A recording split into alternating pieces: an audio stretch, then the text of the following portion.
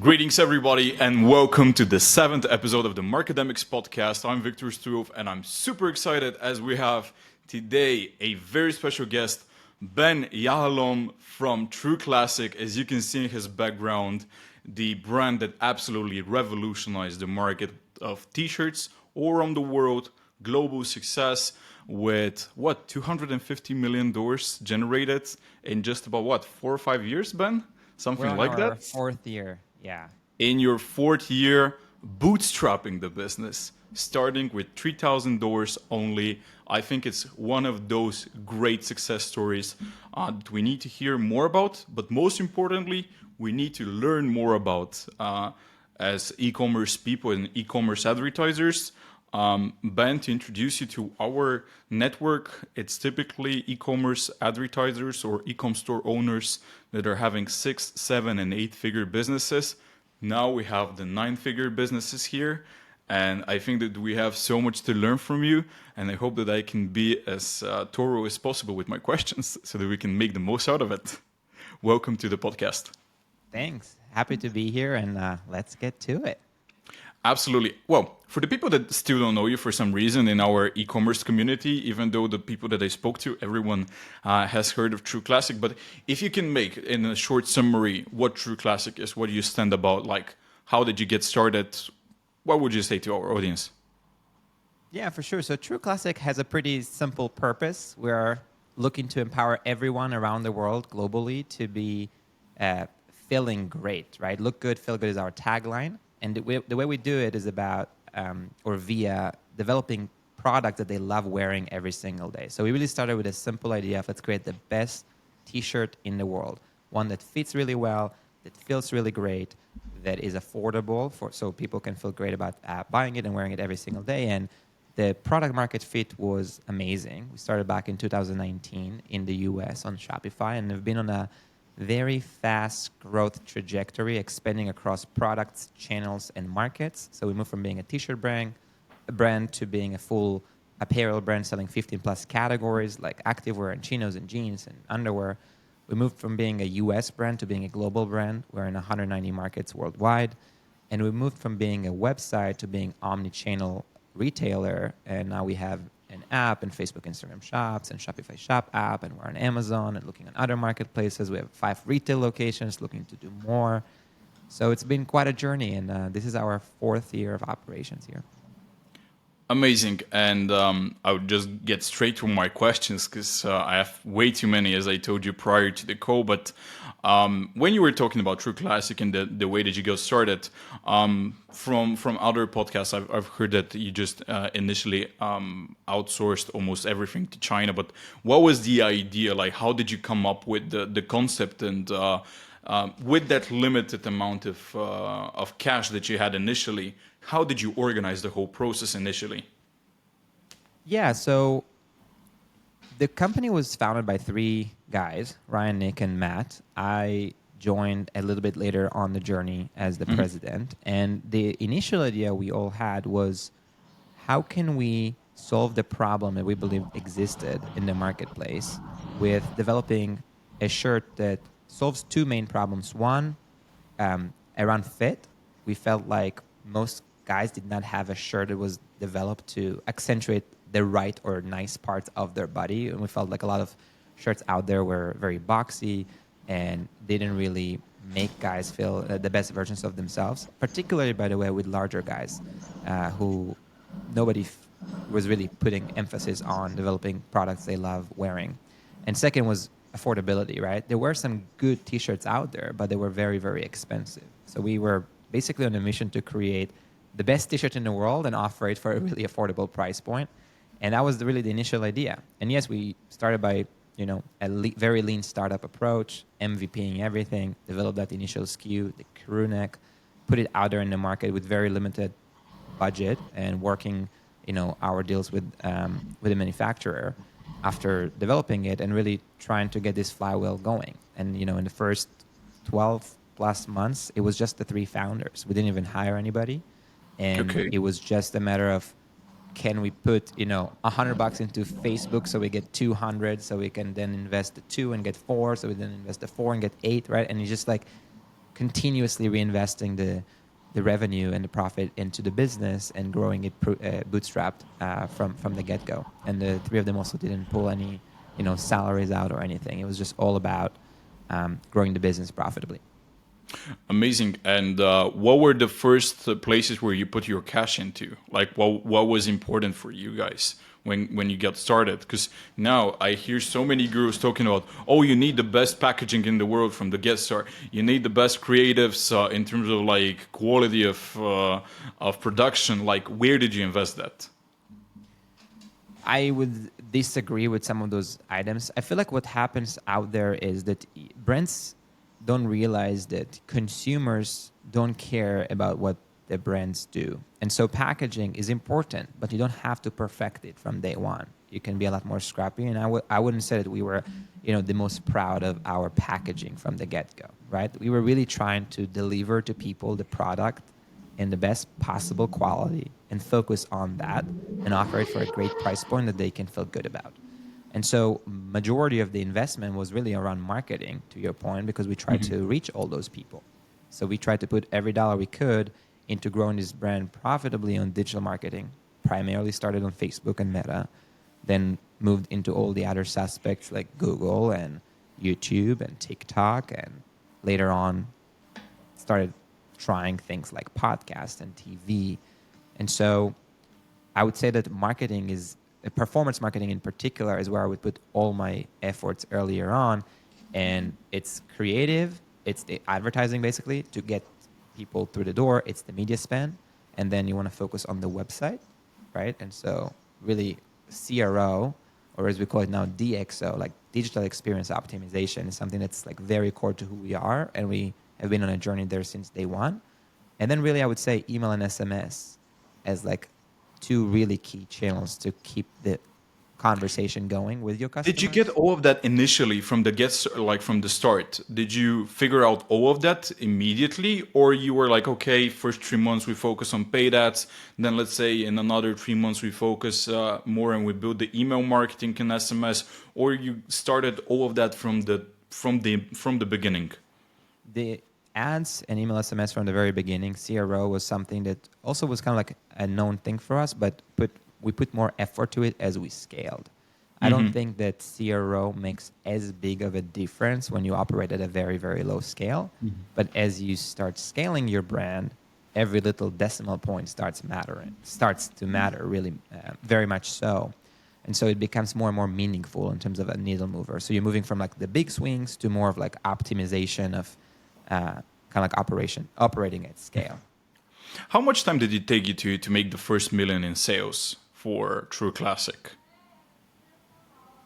A few months. Just a few months. So basically it was like back and forth, probably. 6 months of doing that. What about I think to this get is the into first like... million. Wait, are you talking about million lifetime, or are you talking about a month where we made $1 million? No, lifetime. Lifetime, how much it took lifetime, you? yeah, a few months. A few months. And then what about to do 1 million in a month? This was almost just under a year into the brand.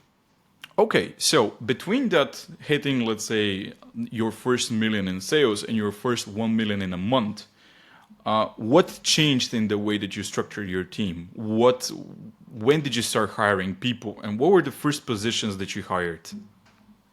We didn't actually hire even at that point in time. As I mentioned, the founders went 3 months without hiring anybody. It was just them. Not 13 months, I should say. 13 months. 13 months of the business, Okay. which is a year and a month, they were just the three of them doing everything.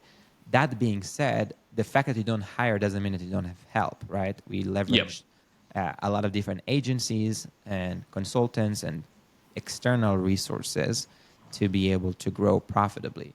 What's really important, though, is for you to realize what is the return on every activity that you have, right? So on ads, we had an agency that helped us grow the advertising business. You don't have to hire a team on day one to do growth marketing in-house. I would actually advise you to start with an agency and reevaluate later on when it might make sense for you to build it in-house. And so that whole idea was to basically be as lean as possible from the get-go.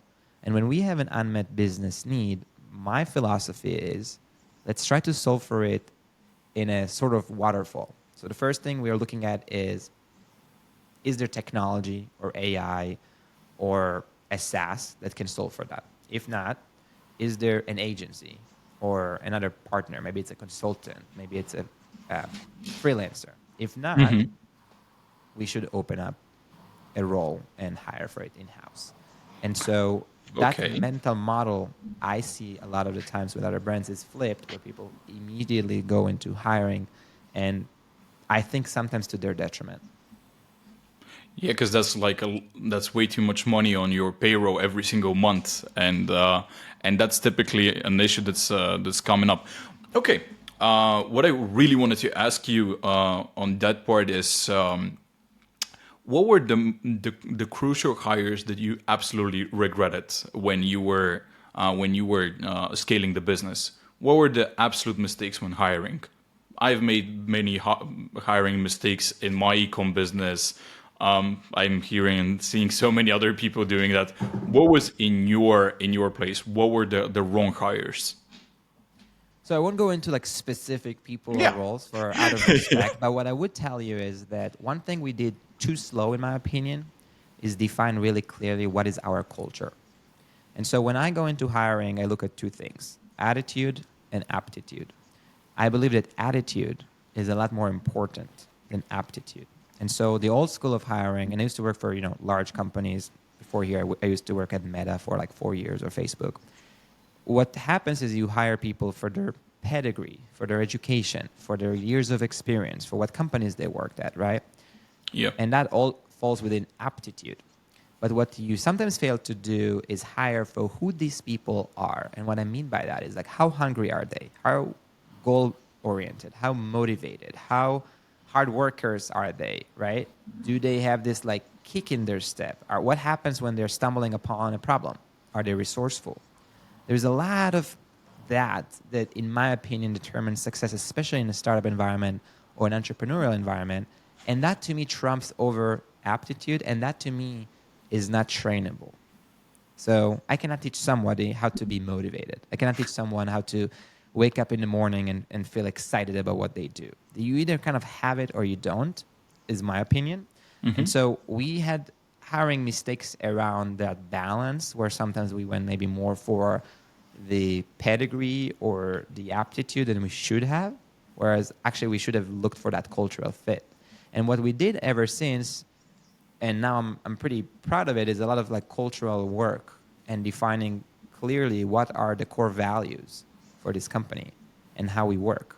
And those are not meant to be a big company set of values that nobody knows.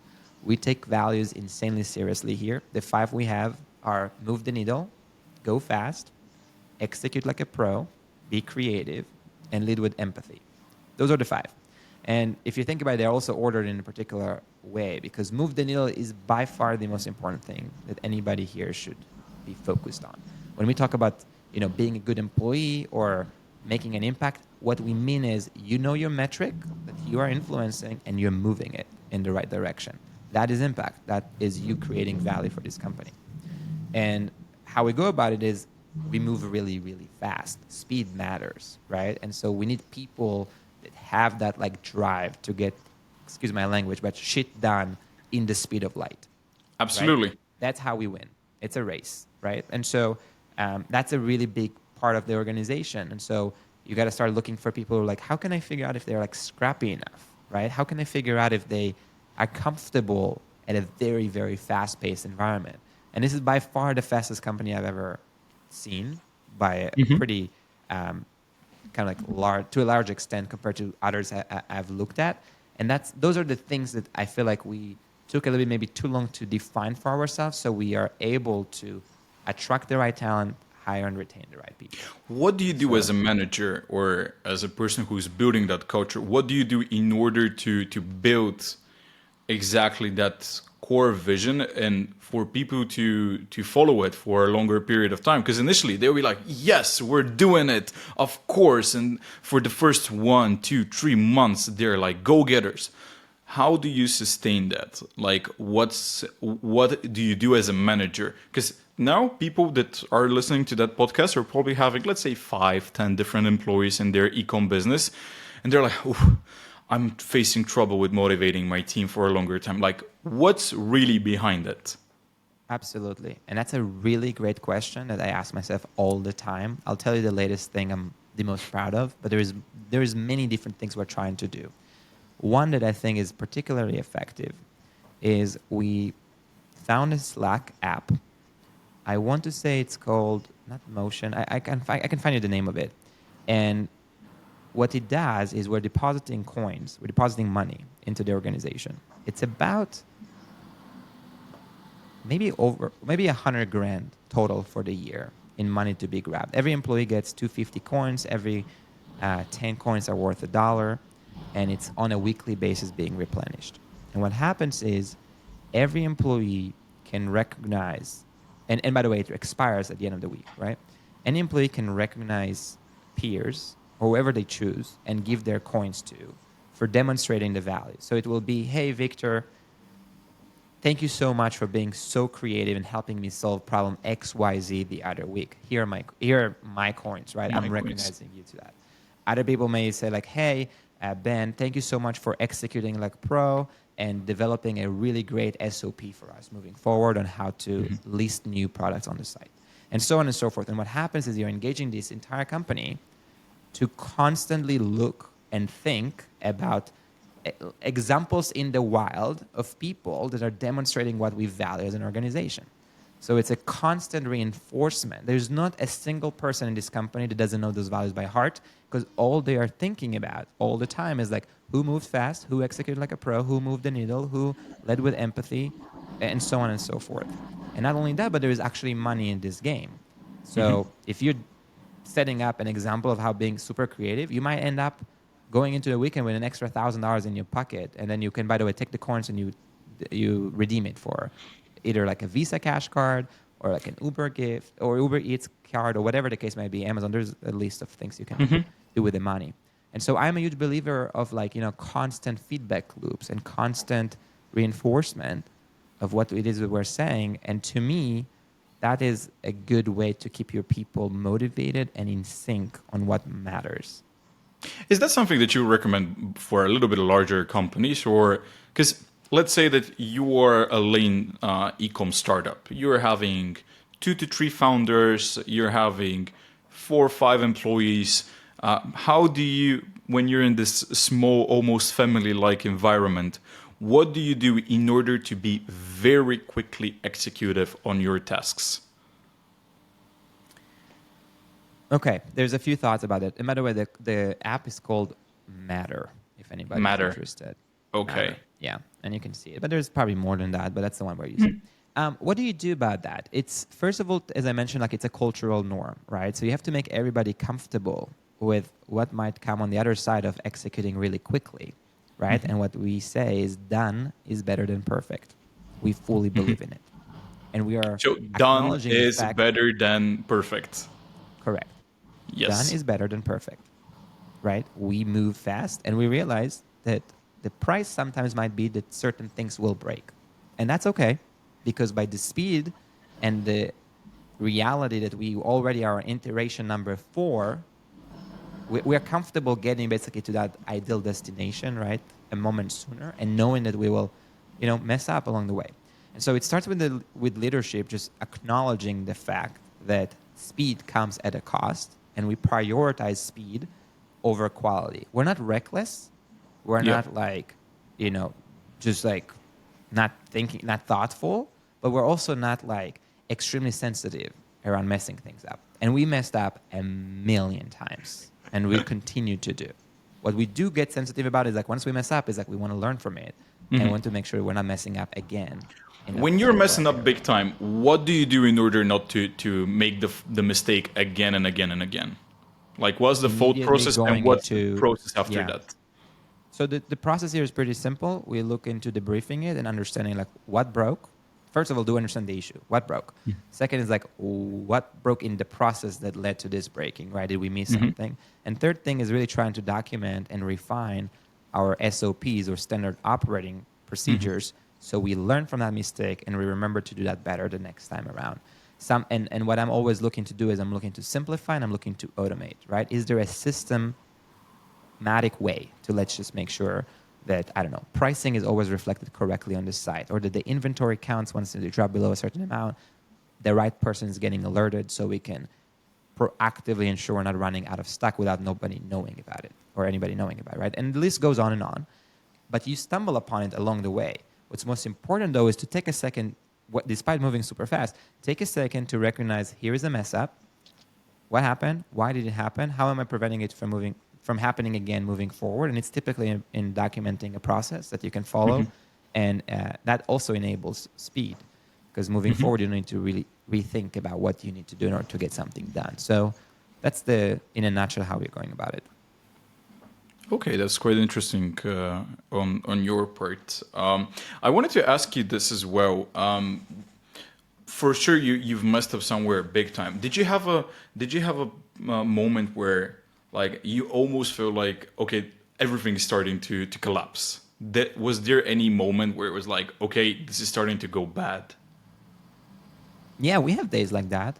I'll tell you what is the constant, operator anxiety, right? We spend a lot of money on advertising, like a lot of money this year, tens and tens of millions of dollars, right? And so if you think about it, the intraday experience sometimes feels like day trading, right? Because you're like making bets. You're like, oh, I just dropped a product, or oh, I'm just launching a promotion and I'm going to start pressing the gas. And when you press the gas, if things don't look good on the other side of it, you might end up digging yourself a pretty deep hole because you're spending a lot of money.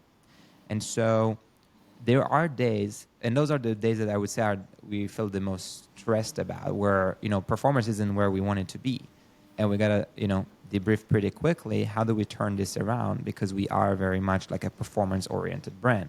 But what we do when it happens is, to your point, like, no, the sky isn't falling. There's few things that are within your control, and you just need to really be clear on what is it that you can do, right, in order to mitigate the situation.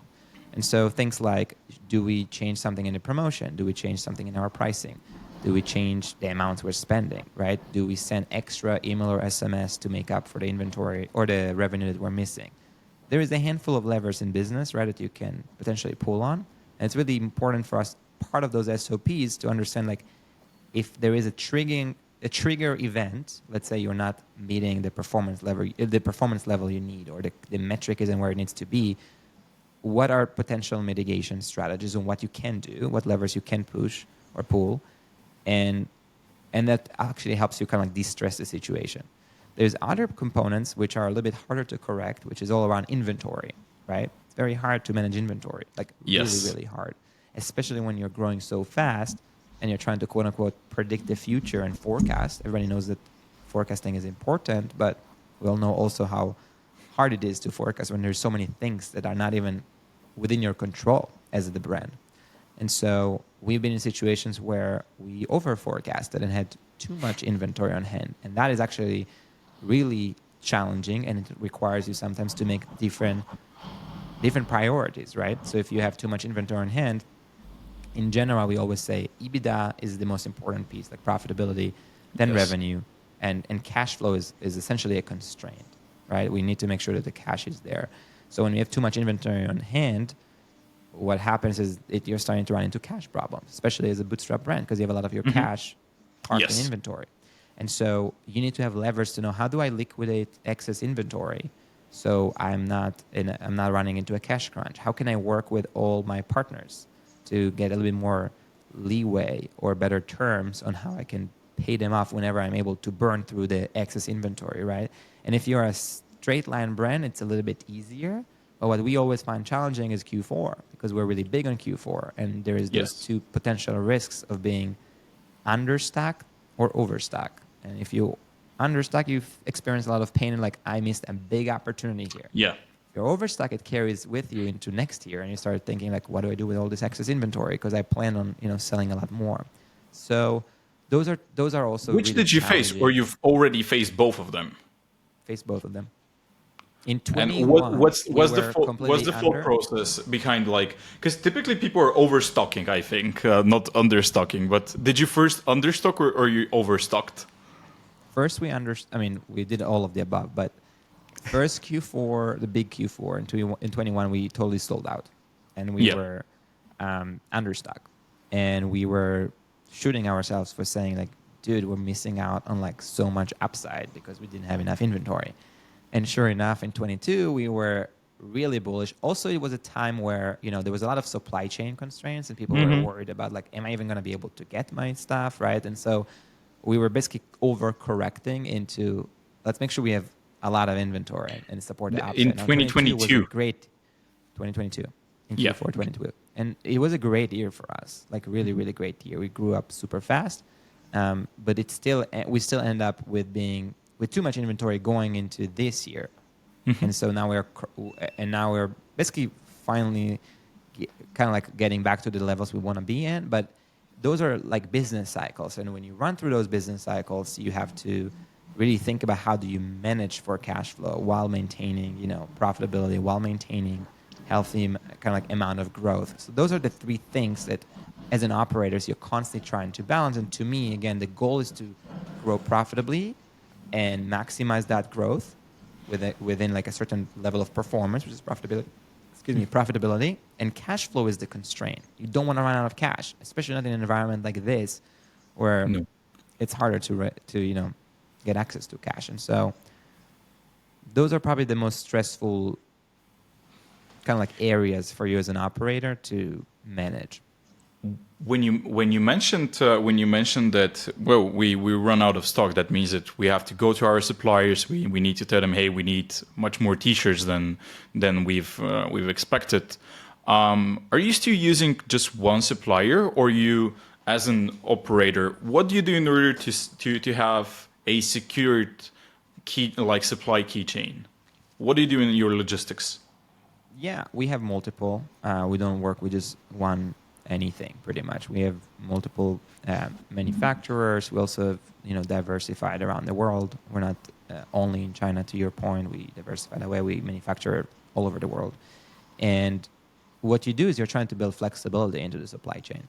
You're trying to figure out in every leg within the supply chain, how can I, if needed, like shrink it so I'm cutting back on my lead time, right? So from a manufacturing perspective, if you're in apparel, you may want to look into like what fabrics do you buy, and do you buy some reserve fabric so you have more of it, and when do you make decisions on what colors to dye these fabrics into, and when do you make decisions on what sizes to cut and sew those fabrics into so you can make your finalized garments. And once it leaves the factory, what are your ways of getting it as quickly as possible into your warehouse?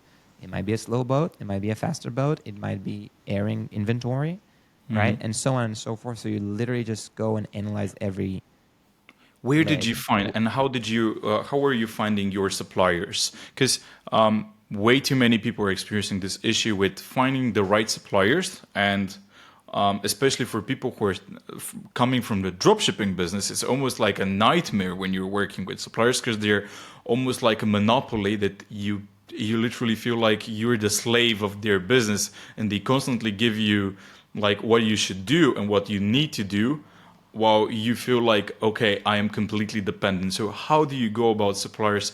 What's your top way of like reaching and negotiating with suppliers? It's a really good question. I think there is a few things at play here. One is relationships, right? We are all fairly, you know, connected to other operators, to other founders or entrepreneurs, and we have ways to vet who are the good suppliers in a given industry. We also have a VP here from of supply chain who has done that for our entire career, for many, many, many years, and knows a lot of the largest, you know, apparel manufacturers. So Okay. experience plays quite a bit of a role here. And there is actually, I don't remember the name of this, but I can plug this in as well if you're interested. There is this tool that allows you to track shipments around the world. And you basically can pick up whatever brand you're looking at, and you can actually understand from that what are the factories and what are the suppliers that they're using, so you can actually This would vet. be golden. This Yeah, would I'll be find it. absolutely golden. And it's publicly available. And I think what they do is they just track customs and figure out like where supply chain, like basically where are the goods coming from, and then you can reverse engineer into like who's Would you using what. prefer to be working with like smaller suppliers, like smaller factories, or you want like the top notch, the ones that are working with the biggest brands in the world, that are more standardized, or you want like flexibility when you're looking for a supplier? I think it's all of the above, honestly. For us, there's a few things that we care about very deeply. One is the quality. Second is the cost. Third is the speed. And fourth might be like reliability, right? So the quality to us has to just be what we're hoping for it to be. We're not willing to compromise quality. If we're out there selling to or telling our customers that this is going to be the best t-shirt in the world that fits them so great and feels so great, it better be that. We're not going to be compromising on giving them something that isn't of the quality we expect. So that's to us almost like non-negotiable, to make sure that we're happy with the samples and we're happy with the quality of the goods. On the cost, it goes without saying, but you sometimes have more leeway with larger factories that have more, of a volume discount. And as you get bigger, you can also have more leverage. To your point about Yes. the leverage, as you get bigger, it's actually starting to turn a little bit around where suppliers want to work with you or for you, and you start to have a little bit more of a say on like who you want to work with, how many POs you want to cut to whom. So tables turn as you grow as a company. And the cost is pretty simple. It's like who can give us the best possible cost. Not because we're trying to get super rich over here, but we are trying to really be competitive and be able Of to course. offer our goods for a good price to the customers. So it's like Because someone else actually will really do it if it's not you. Like someone else is going to get the exactly. good price and is going to kill your business. Exactly. And so we try to move or pass along those savings to our customers, and we try to negotiate almost on their behalf. And it's a big deal for us to be able to keep our cost as affordable as possible. On the reliability, goes without saying, but when you place a PO, do you get the goods? Do you Yeah. get what you actually ask for? Do you get it on time, right? If you need extra, do they have the capacity, right? And so you just start thinking through those kind of like high-level boxes. Nothing here is rocket science. Everybody gets it. And you need to start testing the water with all those manufacturers and or leverage references to make sure that they are able to hit the reliability and the quality and the cost and all the stuff that is important for you as a brand. And early on, you definitely want to probably start with one. I don't think you need to go crazy here. Just start with a factory you can trust, one. And then as you get bigger, you want to start thinking about diversifying. That's absolutely great. And since you mentioned that that profitability mark is super important, that you make sure that you are not ripped off, that you can afford basically to operate your business. What were, let's say, the top 2-3 things that when you did them, you absolutely nailed your profit margin and you increased your profit margin? I'm hearing people talking about shipping, that was a huge thing for them. But what was it in your business? Because you're putting so much volume. It's not like you're selling a product for $1,000. You're selling something that probably the average order value is between $70 and $100. Yeah. Yeah. I will tell you, that's my advice to any operator. You need to know the P&L like the back of your hand. Like you can't obsess over that enough. And you got to have some sort of a method to that madness of how do you improve that P&L. So if you think about the cost structure, what I am always after is finding the line items that matter and that have the most influence on, right? So if you think about anything above, let's say, gross profit. So product COGS, payment processing fees, pick and pack, outbound shipping, right? Returns, exchanges, there's just a handful of those. You want to start looking at like what percent each of those make out of your total revenue. And you want to start thinking in that order of biggest percent to smallest percent because you're trying to move the needle, right? You're trying to improve your gross profit. So you can spend more on advertising or you can grow the business, faster. Within each line of those, you might find specific things that matter the most. So for us, as an example, like let's say product COGS, right? It might not matter as much to negotiate every single SKU or every single item. But the items that we have the highest velocity on, any little improvement makes a huge difference. And it can be down to like a few cents. But at the scale, it makes all the difference in the world. And so it's not necessarily that there is like a golden answer to like where to start. I would just start with it analytically and ask yourself, the way we rank those things is a pretty simple framework called ICE. ICE stands for impact, confidence, ease. Impact, how impactful is it? It's literally what we just talked about. Like, what are the biggest drivers of your cost structure? Confidence, if you were to put energy into this, how likely do you believe you are to succeed? If you were to go and embark on trying to negotiate down with your suppliers, do you think it's going to be fruitful? Do you have the relationships? Do you have the leverage? Do you feel like they will, to your point, like they don't care to work with you? And if so, maybe you don't want to, you're not so confident in like trying to start there. And ease is like, how quickly can you make that come to life? And you rank each of those on a 10-point scale and you multiply the 3, and it actually creates a ranker for you. So the exercise, if I were to articulate to other founders or operators, is go through that list, literally rank to yourself the impact by just how big of a chunk is it out of your P&L. Confidence of like how confident are you to be able to move that, and ease is like, is it like a turnkey thing or not? And then start like knocking things out, like payment processing fees. You probably don't want to waste too much time. Like you negotiate that as low as you can, and then move on. You're not going to squeeze more and more and more out of that, right? It's just not an area of focus. At some point, you just negotiate the best rate you can, and you just forget it ever existed. Whereas like, that's golden. Like I think that's golden for every single e-com store owner, because if you follow that formula, it just makes sense. It just makes sense because you have probably a list of 100 things that you're thinking about that you have to like optimize. Let's put it this way. Or cut, and what you just mentioned is a really good way of doing that. Like that's something that I would absolutely use from tomorrow in my business. It's a great framework. It's very simple, and it just helps you cut through the noise because people start feeling overwhelmed because there is so much to do, and you need some sort of a method to prioritize. Despite moving so fast, focus matters, right? You can only do so many things in any given day, so. From all the frameworks I've heard of, this is the best one I know about to just actually be able to prioritize your work. Great. And since we don't really have too much time, unfortunately, because I have like almost like 50 questions more for you. And when we were speaking, I'm thinking even of more. But I wanted to bring you back a little bit towards the advertising part. And you mentioned that you worked for Meta and Facebook. You've also run through an incubator of Meta. For scaling up. What was that all about? And would you recommend it? And for what brands would you recommend?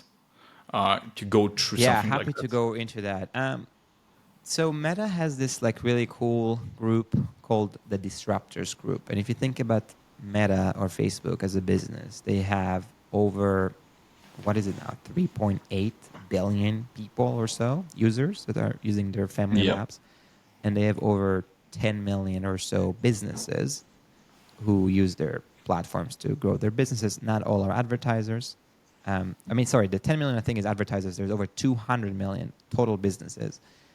And you have a long tail of that, right? So it goes all the way from like the mom and pop shops up to like, let's say the Amazons of the world. Yeah. And this group is able to essentially select a cohort every year that is pretty unique, but very small, less than 100 brands that have the highest potential and highest ability to grow. And what Facebook is doing is investing more resources into those brands that are on the cutting edge of innovation and growth and all that stuff. And in return, the platform starts working better for them, and the investment follows. So highly recommend if you can make it in. It does have very, very high qualification criteria. It's very difficult to make it through, and you need to be at a really decent scale already to get into this program. When did you get inside? At what level of spend or like level of business did you enter? You mean a True Classic? Yeah. We entered last year. Okay, but you were already making like a few million a month in revenue for sure. We were doing over 150 million in annual run rate In when any, we entered. yeah. Okay. Yeah. What was your ad spend like then? Like roughly, of course. Probably over like 15 or 20 million a year on Meta. Okay. Okay. Yeah. That's You need to spend a good few, I don't know, probably like, I don't know, 1 million a month plus. yeah, For in them order to get there. like, probably, yeah. I don't know the exact thresholds, but Yeah, you need to be sizable for sure. Yeah, you need to for them to pay special attention to you and everything that you're give doing. you special forces. Yeah. I am sure that one of the biggest keys into your growth is that you've satisfied a lot of customers and you were very careful with their feedback and what they've told you. What are you doing in order to gather feedback from so many customers? And is there anything special that you do? First of all, we talked about leading with empathy as being a core value of ours. We really, really mean it. And there is no better place to start empathizing than with your customers. In order for us to be successful, we better really understand our customer, who they are, what they're interested in, why they bought from us, what other brands they're buying from, what do they think about us, would they recommend us, yada, yada, yada. We really, I can't tell you enough how much we are obsessing over our customers. We instruct our customer support team to be the most supportive and the best customer support team in the world. Even though we're frankly like an affordable apparel brand, we provide the Ritz-Carlton and Nordstrom level of customer service. Doesn't matter what you came to them with, you will leave them very happy. And we make a real point about that.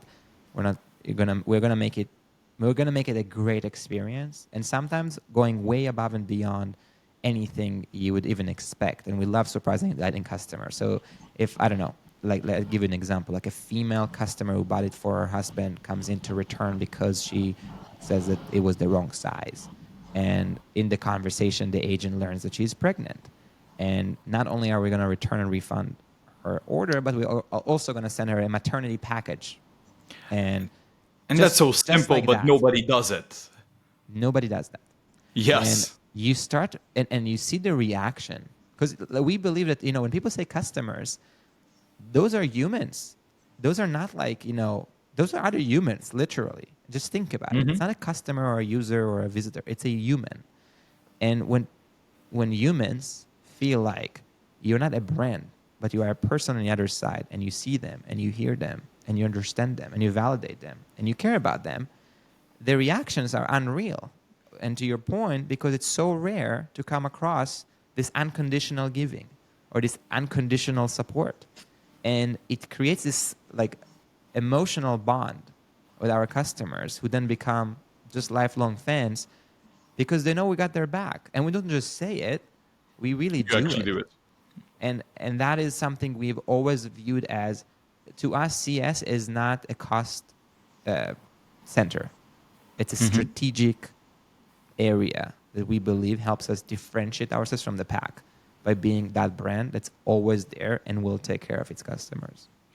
I honestly hate buying from growing brands exactly because whenever I have an issue as a consumer, the growing brands are having terrible customer support. Like that's one of the biggest things that I'm always having as takeaways. And that's so great. Okay, wanted to bring you, like, what are, let's say, again, towards the point of the customer support, what are your top, let's say, 2 or 3 things that you love asking your customers, like that are really bringing impact inside of your team? In terms of questions? Yes. I mean, we ask them a lot of questions, but I'll tell you a few. We use a post-purchase survey. And so every time you place an order with us, you get a survey right after. And we have a lot of different questions on there. So first, we like to ask, how did you first hear about us? What brought you to the store today? We like to ask, just so we understand, like, marketing, right? And like Yeah. how did we even get the What's the opportunity to funnel? service you today? Yeah. Yeah. Next, we go and say, like, we want to know more about you. So we ask things like, who did you make this purchase for today? Is it for yourself or for someone else? If it's for someone else, we ask follow-ups of, like, who is it for? Is it for your dad? Is it for your husband? Is it for your brother? We ask things like, what other brands have you considered before buying from us? So we want to know who we are potentially competing with, right? And so we ask a lot of those kind of like high-level curious questions, and it's actually interesting to see how many people are really generous with letting you know a lot about them, right? Yeah. And it's insanely insightful to be able to just collect this like zero-party data, as people coin, and be able to leverage that to build deeper consumer empathy and be able to enrich your data set and personalize and customize the experience for them. And the dream state for us on things like that is, I'll give an example, Victor. If a customer told us on checkout that they bought it for someone else and that someone else is their husband, I would love to get to a place where our follow-up, instead of saying thank you for the purchase or how did you like it, would be like, hey, fill in the blank of the customer name. How did your husband like the 3 crew neck shirts that you bought for them? Like question mark, and be able to genuinely personalize Do you the automate engagement. this? Do you automate this, or you ask? That's the vision, correct? Yes, to automate that, and we use a combination of agents and AI. But our goal is to really learn and make learn about those customers and make them Because feel like that's absolutely golden. Yes. there is a one-on-one relationship here. And when you told us something, we didn't forget. We see it and we remember, and we actually personalize our follow-ups to make you feel like, wow, this brand, like they asked me all those things, and now they make me feel a bit more fuzzy because they remembered that I bought this as a gift from my dad on Father's Day. Whoa. Okay. Like this is something that I've never heard so far. Talking to e-com store owners. Great. A question that I ask almost everyone that's joining the podcast. If you were to start your business today, let's say you don't start with 3,000 doors. You start with 5,000 because there's way too much inflation now. What are the steps that you are undertaking when you want to find the right product market fit? It's a great question. I always would say that like ideas are cheap, execution is everything. A lot of people think that it's about finding that idea or problem or product idea or whatever the case might be, and that will solve all your problems. That isn't the case. What makes successful businesses, in my opinion, is insanely good and intentional execution. And it doesn't matter if you're selling T-shirts or you want to sell magical spoons. It legitimately doesn't matter. What matters is that you follow that, if you will, core playbook and execute really, really well. Better than what else is out there, right? Even if I were to tell you, like back in 2019, let's go create, Victor, the best, I don't know, T-shirt in the world, and it's going to be blank. And you're probably going to say, like, that sounds good, but there's also a million other T-shirts out there. Like, Exactly. You wouldn't say, like, you say, like, hey, it's a commoditized space, like, it's very competitive, it's saturated, yada, yada, yada. And so, to me, it's like, find something you're truly passionate about. Find something I would try, at least earlier on, if you wanted to risk it, to find a proven market, right? You don't have to reinvent a category. You don't have to do anything super heroic. You just can go and find a proven market with a large TAM. And I believe in blue ocean strategy. And go in there and make something better. Talk to this customer, understand their pain points, understand where the current companies are not meeting their needs or what they wish they had, and go and serve them. That's value. You're creating value for these people, and they're rewarding you with a successful business. And if you really stay focused on that, the rest is actually not that complicated. It's hard. I'm not trying to simplify this, but it's not that complicated. But you do need to stay true to like what essentially kind of brought you there and what keeps you in that business, which is your customer. And you got to really put them first, not just say it, but actually put them first, and then build around that. And then from there, yes, there's a few areas of focus, right? As I mentioned, to me, in the digital age of D2C, focus on your ads to get people into the door, focus on your website to make sure that you're converting them as best as possible, focus on your email SMS. Even if you just do that really well, you already, assuming you solve the real problem, you may already have a good business. And then from a Because product most market of them, fit, the businesses are not doing that properly, basically. Eh, but here's the thing too. We talked back on focus, right? They hear about advertising. They want to be on day one on Meta and YouTube and Google and TikTok and Snapchat and yada yada. And it's like why? Literally, just start with Facebook alone. Forget about anything else that ever existed. Just start there. It's the easiest place to start. Your website. You don't it's like start with like having the best possible checkout with all the payment methods and the best possible cart and a solid PDP and MLP. Just literally think about the core building blocks. Yeah. And that's how I would go about it. Same goes on email SMS. Start by collecting them and then having a good welcome flow and a better checkout and a better cart. That's start there. And you can have it with an agency up and running pretty quickly. It doesn't have to be, rocket science. It's not any rocket science. Yeah. And then just be relentless about, my saying is, be relentless about being better tomorrow than you are today. If you are truly relentless about that, you will go far. If you have it in you to be a continuous learner, an optimizer, and you're obsessing over it, you will go far. Amazing. And since we only have like 2 to 3 minutes left, I gotta ask you something again that I ask everyone. What are your favorite sources of information to just learn in business, to learn in e-commerce? What are the people that you're following, or the channels that you're following, or the media that you're following, in order to be always on top of things? It's a really great question. I'm fortunate enough to have built a really great group of friends who are e-com operators who I learned so much from and try to return a favor. I don't think there's anything better to learn from than other operators, personally, because they literally live it and breathe it and do it every day. So find those respected operators that you look up to and get into this like value exchange relationship. I try to have them all on Slack, and I try to constantly share information and get it from them. LinkedIn is an unbelievable platform, and I constantly get inspired and learn a lot from just posts. And I try to make a real good point to like and save the things that I like, which just make the algorithm that much better. And I find a lot of educational content there. I actually also find it on other social media. Like, it's funny, but my Instagram and TikTok feeds are all business, because those are the things that I tend to, interact with the most. So you start seeing reels that are just so business oriented, even on social media. Yes. Twitter is also, really, really, really big.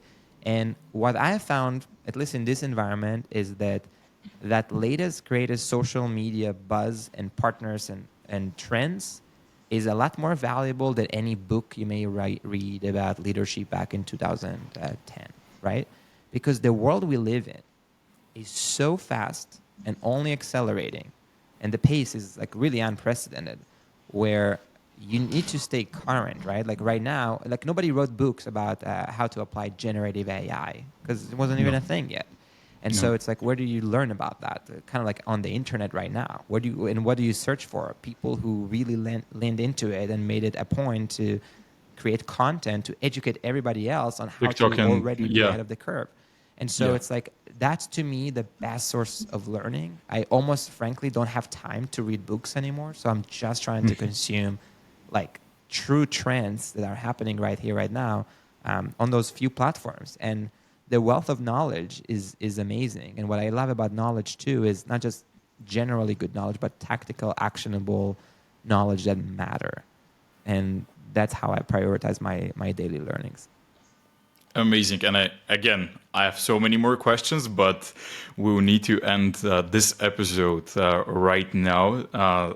But I'm going to do this. I'm going to ask you maybe in the future to do a second episode, because we had too many ones that we didn't get to ask you and for you to answer. And I think that was one of the most impactful episodes. And yes, thank you very much for sharing all of this. You are a true inspiration, and you guys in general, you and Ryan and all of the rest and your whole team is an inspiration to many people, and just wishing you a lot of luck in the future as well.